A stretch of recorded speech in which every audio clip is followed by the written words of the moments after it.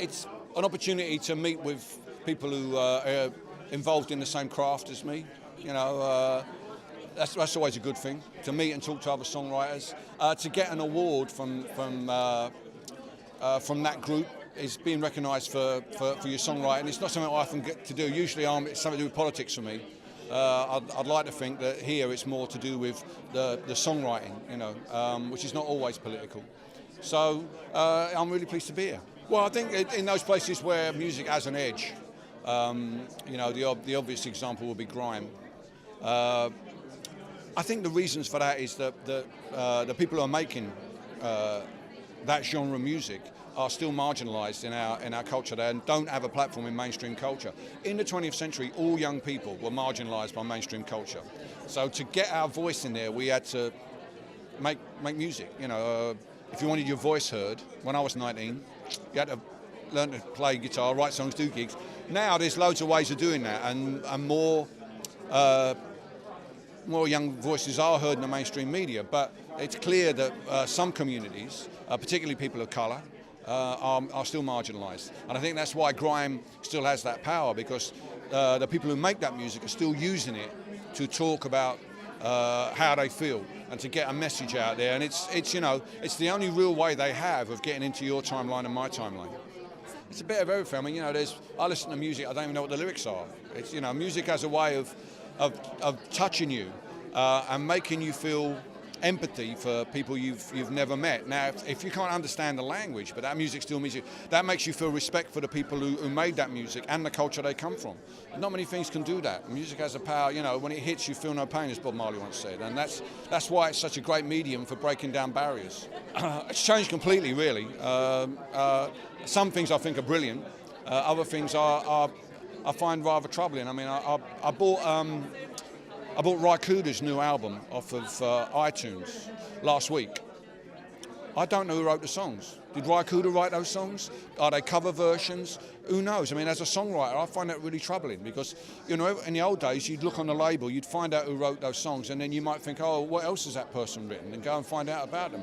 Now you get the album, there's no information there, and as songwriters, I think we should be concerned about that because we need to get credit, we need to get our names out there, and there's no reason why iTunes, Spotify, and the other digital platforms shouldn't be able to provide that information. It's not that hard.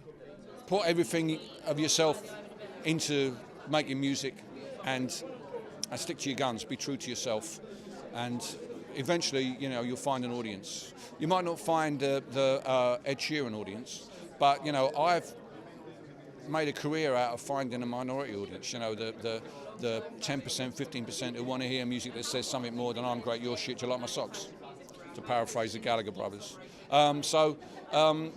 You know, there are audiences out there for things other than the mainstream, and if you can find that space, then it's, you know, you really can, as I say, you know, I've been doing this 35 years, and one of the most things I'm most proud of is that it's a very long time since I've had to work for anybody else. Yeah, he used to come to Red Wedge. He was a Red Wedger, so I've known him for a long time, you know. And he's just one of those good guys in the Labour Party, you know, whatever's going on. I've always found at election time, I always seem to be able to go up and do something to support him where he's at. I like him a lot, and he has a very strong connection with left field. He's always come down to left field at Glastonbury, so it's good. It's good. It's nice to have a year off this year, so it does kind of take up your entire spring getting it together. But yeah, it's a great privilege, and we really enjoy doing it. Well, I think particularly Glastonbury. Glastonbury was the old C&D festival. You know, in the 1980s, it was a focus where all the opposition to Thatcher came together there. So, you know, you can't imagine there being a left field at V or Reading or anywhere like that. Only Glastonbury could do that. So I think that's what's important about it. I think, yeah, I mean, which depends how you want, what kind of change you want. I mean, you know, music doesn't have agency. It has the ability to bring people together. It has the ability to change people's perspective on things, to challenge people, to bring people together from different backgrounds. It has all that power, but it's a soft power. It's not a hard power. But it can, in the right moment, if you choose your moment, like Stormzy did at the Brits, you can have an effect. So you just have to make sure you're in the right place at the right time as he was, and use the platform that you have to say. You have to say. It's what I tried to do in the 80s and the 90s, and the opportunities I do get now when I get invited onto Question Time and things like that, I try and use that as best I can to offer a different perspective from the one on the panel. That's your kind of thing. Don't look like a politician when you go in there, and don't talk like one. I mean, the first few times I did it, people looked down their noses a bit, but I've been doing it long enough now to not, be blindsided by it. So things have changed a lot. Once your hair gets grey, people take you a bit more seriously, as you can see.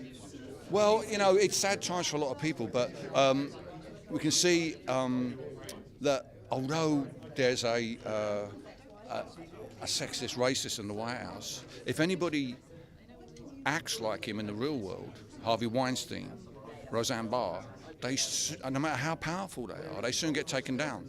So I find that encouraging, and I think that his time will come too. He will be held to account. There's a line there drawn, and I'm really pleased about that.